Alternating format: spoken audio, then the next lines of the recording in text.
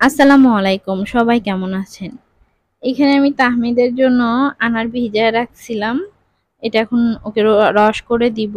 আর এদিকে আম্মু আমার ছোট বোনের জন্য ঢাকায় কিছু খাবার দাবার পাঠাবে, সেগুলো গোছগাছ করছিল। এদিকে তাহমিদ বসে বসে খেলতেছিল, আমি অনেকক্ষণ বসেছিলাম ওর সাথে একটু খেলাধুলা করলাম। তারপরে আমরা দুপুরের পরে হঠাৎ করে আম্মু বলল যে একটু নানু বাড়িতে যাবে, এই জন্য ঝটপট করে আমি আর তাহমিদ রেডি হয়ে গেলাম। তাহমিদের টুকটাক জিনিসপত্র আমি ব্যাগটার মধ্যেই নেই সবসময় বাইরে গেলে। তাহমিদ তো নিচে নামার জন্য অস্থির হয়ে গেছে। আমি আর তাহমিদ গেটের সামনে এসে দাঁড়িয়ে আছি, সে তার নানুমণি চাবি নিয়ে আসবে, তারপরে সে গেট থেকে বের হবে, হাঁটা শুরু করবে। মানে তার বাইরে যাওয়ার এক্সাইটমেন্ট আসলে অন্যরকম থাকে। আমরা নানু বাড়িতে চলেই আসছি। এরপর আমি নানু বাড়িতে গিয়ে একটু ছাদে গিয়েছিলাম। ছাদে মামা অনেক রকম গাছ লাগাইছে, সেগুলো দেখতে। নানু বাড়িতে আসলে অনেক দিনই আসা হয় না। লাস্ট কবে আসছি নানু বাড়িতে সেটাও মনে নাই।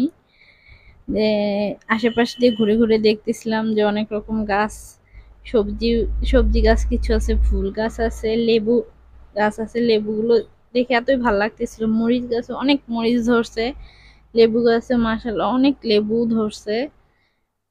অনেক ভাল লাগতেছিল দেখে।